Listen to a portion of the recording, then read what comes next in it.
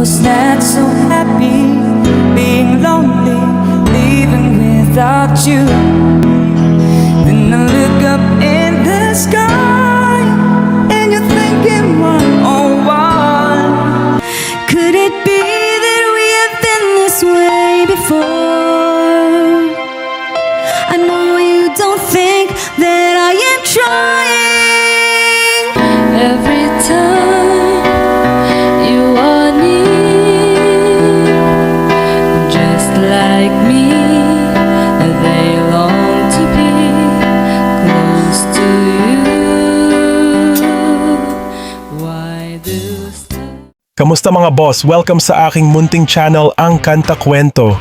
May 16, 2025, bagong araw, bagong kwentuhan. Ang kwentuhan nga natin ngayon, mga kakwento, ay ang top 7 Visaya Mindanao OPM artists na sumikat online at hinahangaan ng libo-libo nating mga kababayan. At isa na ako doon, mga kakwento. Baka nga nandito rin ang isa sa mga idol mo na mga artist.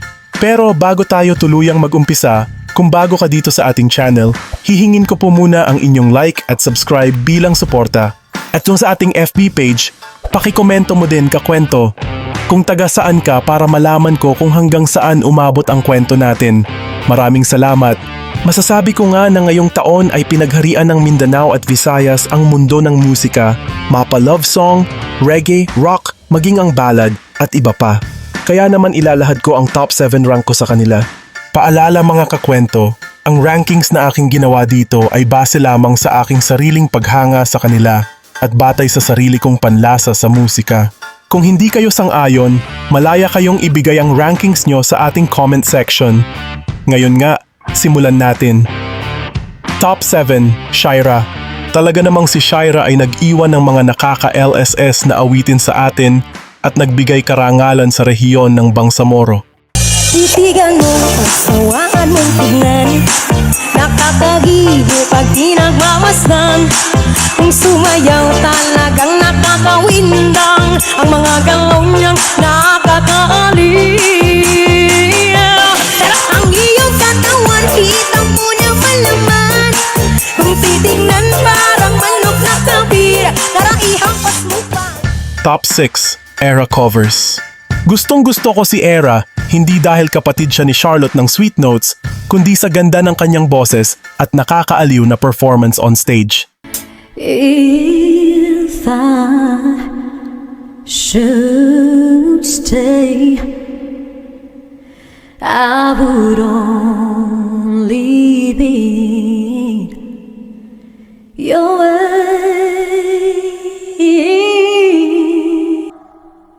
And I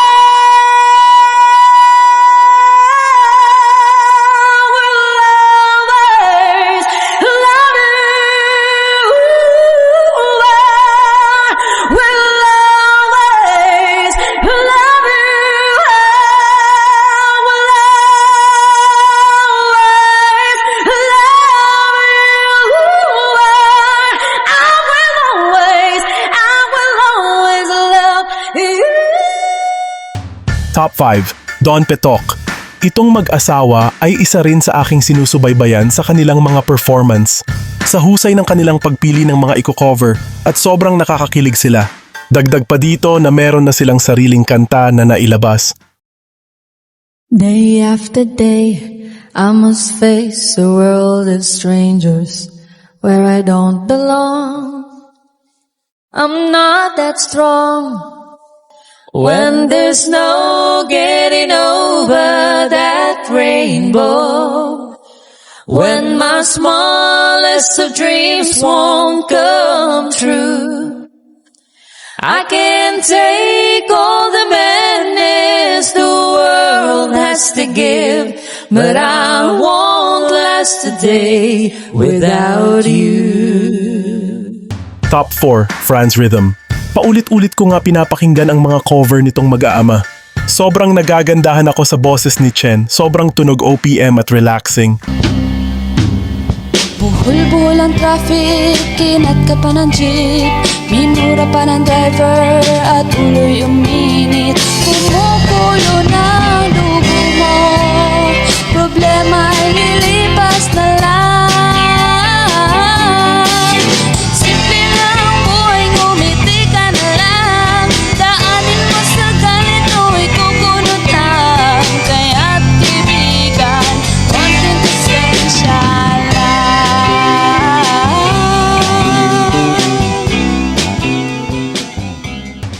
Top 3 Elias. Bigla ngang pumatok si Elias nitong mga nakaraang buwan at isa ako sa nahook, lalo na nung nasa kalumad pa siya. Nahuhusayan ako sa kanyang jolly at energetic na performance. Cause every little thing's gonna be alright. Rise up this morning, smile with the rising sun, singing sweet song, a melody's pure and true, saying don't worry about the things, cause every little thing's gonna be. Top 2, Sweet Notes Music. Siyempre, hindi pwedeng mawala ang mag-asawang ito sa aking listahan. Sweet Notes nga talaga ang puntahan ko na music, lalo na sa mga love song, at sobrang hanga ako sa boses ni BJ. Look into my eyes, you see. Oh, don't tell me it's not worth trying for. You can't tell me it's not worth dying for. You know it's true. Everything I do it for you.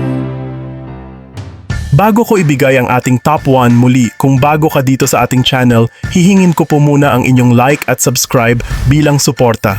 Pakikomento mo din, kakwento, kung taga saan ka para malaman ko kung hanggang saan umabot ang kwento natin. Maraming salamat.